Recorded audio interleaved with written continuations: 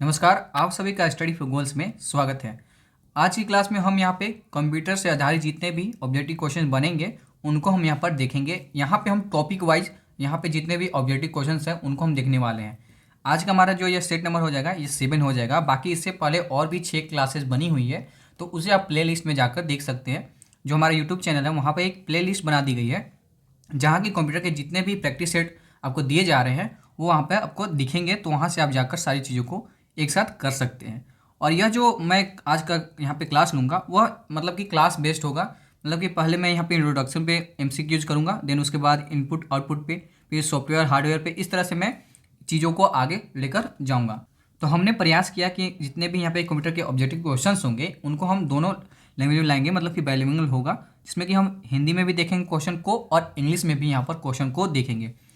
इसमें क्या होता है ना कि अगर आप कंप्यूटर का क्वेश्चन करना चाहते हैं तो इंग्लिश में करने से ज़्यादा इजीली हो जाता है, हिंदी में थोड़ा सा ज़्यादा डिफिकल्ट पड़ता है। तो मैं प्रीफर करूँगा कि आप इंग्लिश में ही ज़्यादातर फोकस करके पढ़ें। वैसे मैं यहाँ पे दोनों लैंग्वेज में आपको पढ़ाऊँगा। तो यहाँ पे सबसे पहले यहाँ पे जो आपके थंबनेल में दिख रहा होगा वही क्वेश्चन को एक बार देख लेते हैं कि इसके बारे में क्या चीज़ें यहाँ पर सही हो रही है। एक माइक्रो प्रोसेसर आधारित कंप्यूटिंग डिवाइस है।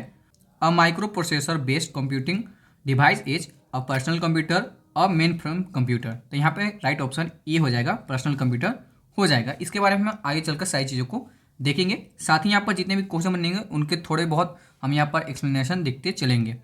उसी के साथ मैं यहाँ पे आप सबों को एक चीज़ यहाँ पर सबसे पहले क्लियर कर देना चाहता हूँ कि ये जो अब हमारे प्रैक्टिस सेट के जो क्लासेज आएंगे वह बिल्कुल ही रेगुलर आएंगे, ठीक है। सप्ताह के यहाँ पे जितने भी दिन होते हैं, सातों दिन, वो आपको सातों दिन यहाँ पे हमें हमारी जो क्लासेस है वो आपको देखने को मिलेगी सुबह 5 बजे, ठीक है। क्योंकि एग्ज़ाम तो होगा जरूर, तो आपको उसके लिए पहले से ही तैयार रहना होगा। जैसा कि आप सबों ने देखा होगा कि यहाँ पर जो नियोजन नीति है उस पर यहाँ पर जल्द से जल्द उसको नई बनाकर यहाँ पर पेश की जाएगी, तो उसके बारे में सारी चर्चाएं हो चुकी हैं। तो उसको ध्यान में रखते हुए हम यहाँ पर क्लासेस को करवा रहे हैं और आपकी जितने भी यहाँ पर प्रिपरेशन है उसको और ज़्यादा सुदृढ़ कर रहे हैं। तो सबसे पहला हमारा जो क्लास होगा मंडे को, उसमें 20 क्वेश्चन जनरल साइंस के होंगे, और ट्यूसडे को यहाँ पे 20 क्वेश्चन मैथ के, उसके अगले दिन 30 क्वेश्चन नेशनल जीके के, मतलब कि पेपर 3 के अकॉर्डिंग यहाँ पे आपको प्रैक्टिस करवाई जाएंगी। थर्सडे को 20 क्वेश्चन रीजनिंग के हो जाएंगे, और फ्राइडे को 40 क्वेश्चन झारखंड जीके के, और सैटरडे को 20 क्वेश्चन कंप्यूटर के, और वीकली करंट अफेयर्स आपको यहाँ पर रंजीत सर के द्वारा यहाँ पर देखने को मिलेगी। साथ ही यहाँ पर regular Kota classes, free full length test जो कि एवरी संडे दिया जाएगा, सैटरडे संडे को, और डेली टेलीग्राम क्यूजे जो कि आपके टेलीग्राम पे कराई जाती है, तो वहाँ पर भी जाकर आप ज्वाइन कर सकते हैं। साथ ही साथ मैथ रीजनिंग का जो क्लासेज है वो भी जल्द से जल्द आपके हमारे चैनल पर देखने को मिलेगी, वो भी प्रॉपर एक वे में देखने को मिलेगी, ठीक है। हम उस पर काम कर रहे हैं क्योंकि चीज़ों को हम नहीं चाहते कि इसी तरह से ला दिया जाए, चीज़ों को हम बहुत ही एक प्रॉपर वे में लाना चाहते हैं। तो बढ़ते हैं हम क्वेश्चन की ओर। सबसे पहला हमारा क्वेश्चन है कि प्रथम गणना यंत्र है।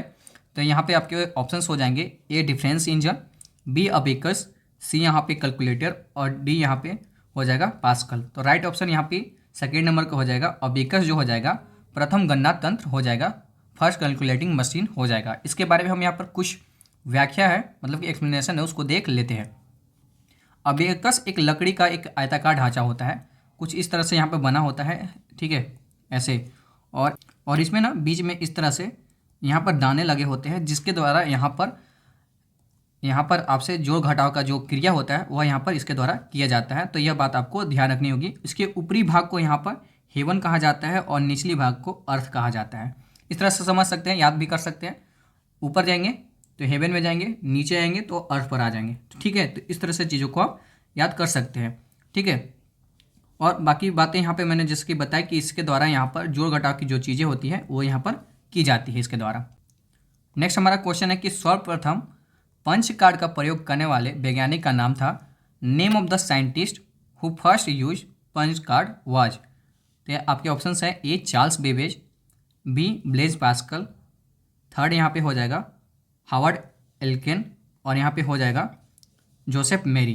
तो राइट ऑप्शन यहाँ पे फोर्थ नंबर का हो जाएगा जोसेफ मेरी हो जाएंगी, जिन्होंने सर्वप्रथम पंच कार्ड का प्रयोग यहाँ पर किया था। जोसेफ मेरी, ठीक है, इनका नाम हो जाएगा जोसेफ मेरी जेकार्ड, फ्रांस का एक टेक्सटाइल इंजीनियर था, ठीक है। क्या था? तो ये एक टेक्सटाइल उसमें इंजीनियर हुआ करता था, टेक्सटाइल इंडस्ट्री में।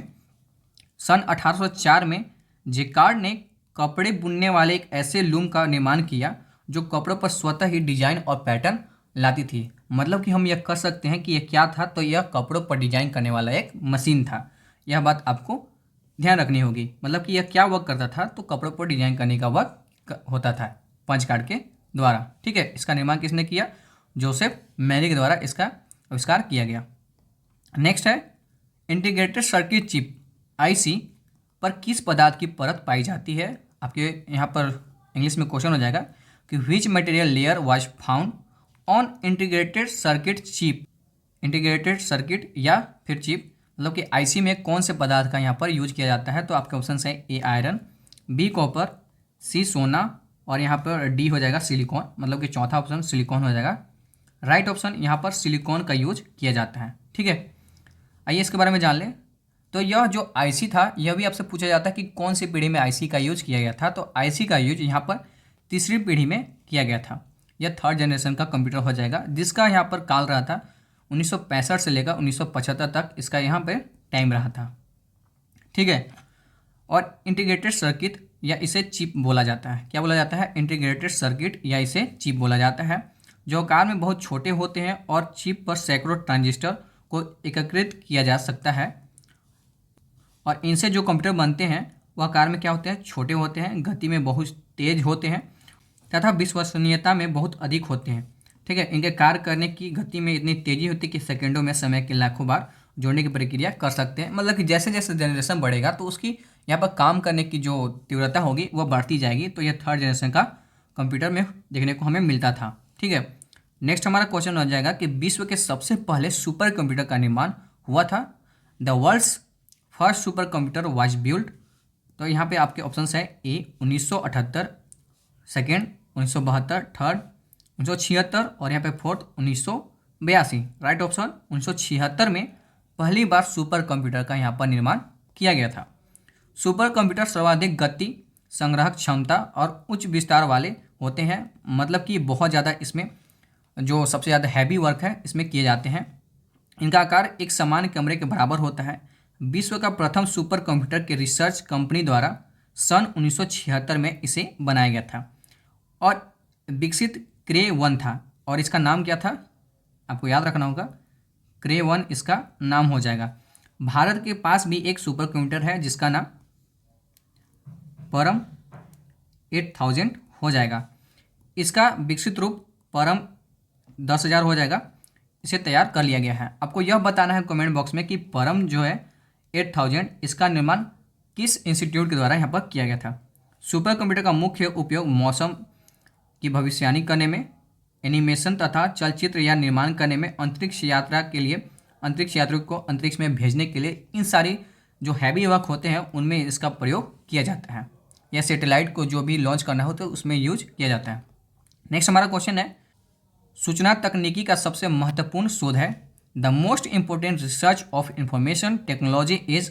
आपके ऑप्शन है ए टेलीविजन, बी कंप्यूटर, सी यहाँ पर रेडियो और डी यहाँ पर टेलीफोन। राइट ऑप्शन यहाँ पे कंप्यूटर हो जाएगा। ठीक है, सन 1970 में तकनीकी के क्षेत्र में माइक्रो प्रोसेसर का आविष्कार हुआ। कब हुआ? आपसे यह भी पूछेगा कि माइक्रो प्रोसेसर, ठीक है, इसका आविष्कार कब हुआ? तो 1970 में माइक्रो प्रोसेसर का आविष्कार हुआ, जिसके बाद माइक्रो कंप्यूटर का आविष्कार हुआ था। नेक्स्ट हमारा यहाँ पे मैं चीज़ों को बता दूँ, डिस्कस कर दूँ कि इसके अलावा जो कंप्यूटर का मैं यहाँ पर तो MCQs करा रहा हूँ, अगर आपको प्रॉपर क्लासेस चाहिए, ठीक है, जिसमें कि बहुत ही डिटेल के साथ सारी चीज़ों को बता रखा हूँ मैं, तो आप इस कोर्स को परचेज कर सकते हैं, जो कि आपके JSSC CGL के जो एग्ज़ाम है उसमें बहुत ज़्यादा हेल्प करेंगे। ठीक है, जिसमें कि आपको computer handwritten PDF notes मिल जाएंगे। ठीक है, साथ ही यहाँ पे कंप्लीट जो वीडियो लेक्चर है, ज़्यादा क्लासेस नहीं है, आप यहाँ देख सकते हैं, बहुत ही जल्दी उसको अच्छे से पढ़कर यहाँ पे ख़त्म कर सकते हैं। तो आपको यहाँ पे क्लासेस मिल गई हैं और साथ ही यहाँ पे कंप्यूटर टॉपिक वाइज यहाँ पे सेक्शनल टेस्ट भी मिल जाएगा आपको, और कंप्यूटर के फुल लेंथ टेस्ट जो कि 20 क्वेश्चन के है वो भी आपको यहाँ पर मिल जाएंगे, जो कि मात्र 199 में आपको यहाँ पर ये सारी चीज़ें प्रोवाइड की जा रही हैं। तो उसे आप जाकर एक बार देख सकते हैं। अच्छा, आपको यह कोर्स कहाँ मिलेगी? तो हमारे स्टडी फॉर गोल्स जो ऐप है वहाँ पर यह जो हमारा कोर्स है आपको मिल जाएगा, जैसे कि आप प्ले स्टोर के थ्रू डाउनलोड कर वहाँ से परचेज कर सकते हैं। नेक्स्ट हमारा क्वेश्चन है कि कंप्यूटर का जनक कहा जाता है। हु हो जाएगा, who is called the father of computer.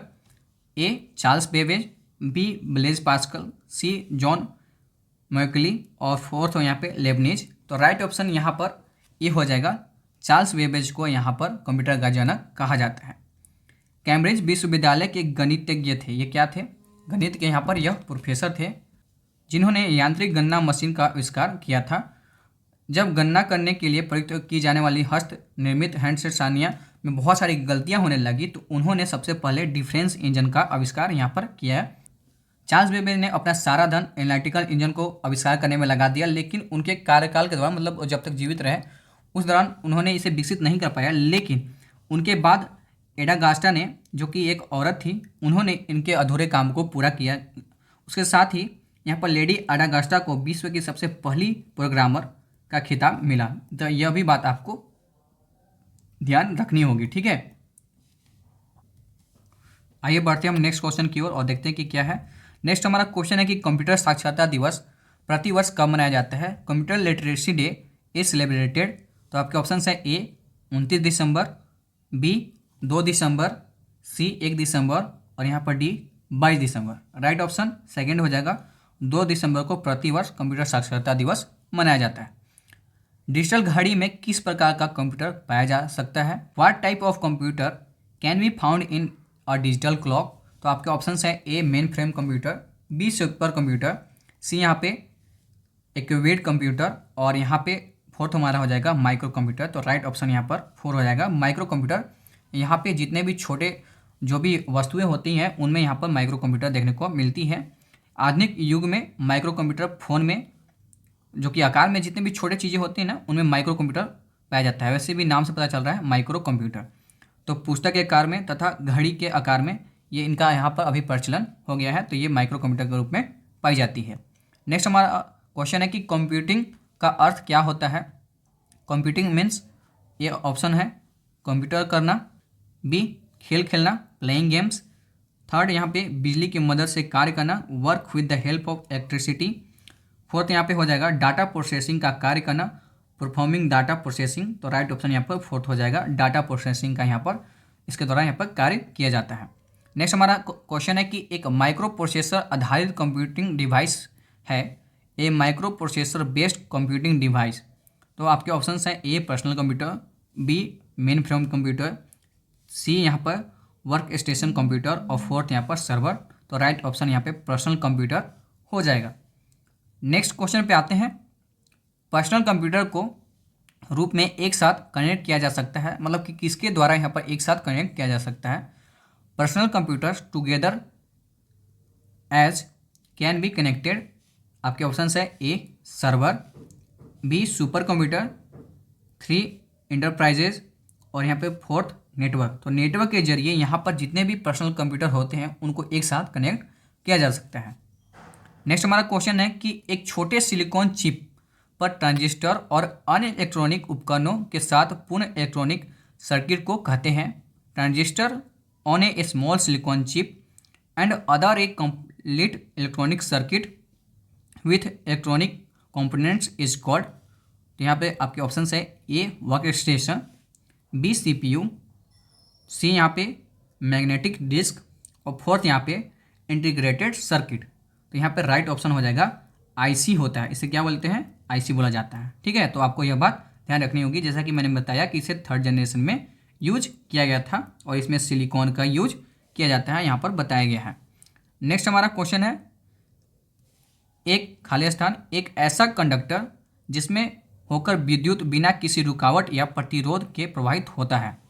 A conductor through which electricity can flow without any obstruction और रेसिस्टेंस फ्लोज। तो यहाँ पे आपके ऑप्शन है A mini computer, B magnetic disk, C integrated circuit और फोर्थ यहाँ पे सुपर कंडक्टर। तो यहाँ पे फोर्थ हमारा राइट ऑप्शन हो जाएगा। नेक्स्ट है बिजली बंद कर दिए जाने के बाद जो स्टोरेज अपना डाटा रखती है उसे क्या कहते हैं। The storage which keeps it's data after the power turn off is called, खाली स्थान इसे क्या कहते हैं, ठीक है। मतलब कि जब लाइट कट गया तो जितने भी डाटा स्टोर हो जाते हैं, मतलब कि वो मिटते नहीं हैं, तो उन्हें क्या कहा जाता है। तो ये आपके ऑप्शन है volatile storage, second non volatile storage, third यहाँ पे सीक्वेंशियल स्टोरेज और फोर्थ यहाँ पे डायरेक्ट स्टोरेज। तो राइट ऑप्शन यहाँ पे नॉन वोलेटाइल स्टोरेज हो जाएगा। वैसे होते हैं जो लाइट कटने के बाद भी अपना डाटा स्टोर करके रखते हैं, और वैसे होते हैं ये वोलेटाइल स्टोरेज जो कि लाइन कट जाने के बाद, मतलब कि उसमें विद्युत प्रवाहित नहीं होती है, इलेक्ट्रिसिटी नहीं फ्लो होती है, तो उसके बाद वह सभी डाटा वहाँ से ख़त्म हो जाते हैं। ठीक है, मतलब कि जैसे ही लाइट खटा वो सारी चीज़ें वहाँ से ख़त्म हो गई। ठीक है, तो उसे कहते हैं वोलेटाइल स्टोरेज। नेक्स्ट हमारा है एक ऐसा इलेक्ट्रॉनिक उपकरण जो डाटा को प्रोसेस करता है और उसे सूचना में बदलता है। An electrical device that process data and converts into information. आपके ऑप्शन है एक कंप्यूटर, बी प्रोसेसर, थ्री यहाँ पर केस और फोर्थ यहाँ पे स्टाइल्स। तो यहाँ पे चीज़ों को आप एलिमिनेट भी कर सकते हैं। कंप्यूटर तो इसका काम पूरा हो जाएगा ना सभी चीज़ों को करने का, केस तो होगा नहीं। स्टाइल्स यहाँ पर फ़ॉन्ट को चेंज करने के लिए, बाकी चीज़ों को यहाँ पर करने के लिए यूज किया जाता है, लेकिन प्रोसेसर जो होता है चीज़ों को यहाँ पर डाटा प्रोसेस करने के लिए यूज किया जाता है। राइट ऑप्शन हमारा सेकेंड हो जाएगा। नेक्स्ट है ऐसा कंप्यूटर जो पोर्टेबल होते हैं। ठीक है, पोर्टेबल मतलब कि आसानी से कहीं भी ले जा सकते हैं। यात्रा करने वाले जो लोग होते हैं इससे सुविधाजनक होते हैं, मतलब कि उनके लिए बहुत ही ज़्यादा सुविधाजनक होते हैं। Computer that are portable and convenient for travelling users. जो भी जैसे हमारे जैसे लोग हैं जो कि एक जगह से दूसरी जगह ट्रेवल करते हैं, तो अपने साथ तो सिस्टम लेकर तो चल नहीं सकते हैं। ठीक है, और लैपटॉप को हम लोग क्या बोलते हैं, पोर्टेबल डिवाइस बोलते हैं। साथ ही अगर हम टैब लेकर चलते हैं तो टैब तो एक मोबाइल का ही फॉर्म है, लेकिन लैपटॉप क्या है, तो वह सिस्टम है, मतलब कि कंप्यूटर उसे बोला जाता है। तो राइट ऑप्शन यहाँ पर लैपटॉप हो जाएगा। सुपर कंप्यूटर जो कि एक कमरे के बराबर होता है, तो उसे तो आप कहीं भी नहीं ले जा सकते हैं।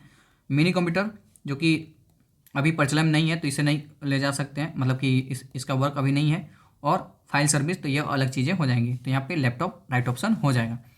नेक्स्ट हमारा है सबसे पहला मिनी कंप्यूटर था, the first mini computer was, option A हो जाएगा हमारा PDP-8, दूसरा हमारा हो जाएगा इनैक, फोर्थ हमारा हो जाएगा एडवैक और थ्री हमारा हो जाएगा unisex. Right option A option हो जाएगा PDP-8 हो जाएगा हमारा राइट ऑप्शन। नेक्स्ट हमारा क्वेश्चन है कंप्यूटर को हिंदी भाषा में क्या कहा जाता है। आपके ऑप्शंस हैं संगणक, दूसरा चिप, तीसरा मशीन और फोर्थ यहाँ पे कंप्यूट। तो यहाँ पे राइट ऑप्शन यहाँ पे संगणक हो जाएगा, जिसके द्वारा यहाँ पर जो घटाव इन सारी चीज़ों की प्रक्रिया यहाँ पर की जाती है उसे यहाँ पर कंप्यूटर कहा जाता है हिंदी भाषा में, संगणक। नेक्स्ट हमारा है वैक्यूम ट्यूब का प्रयोग किस पीढ़ी के कंप्यूटर में किया जाता है। विच generation of the computer use vacuum tubes.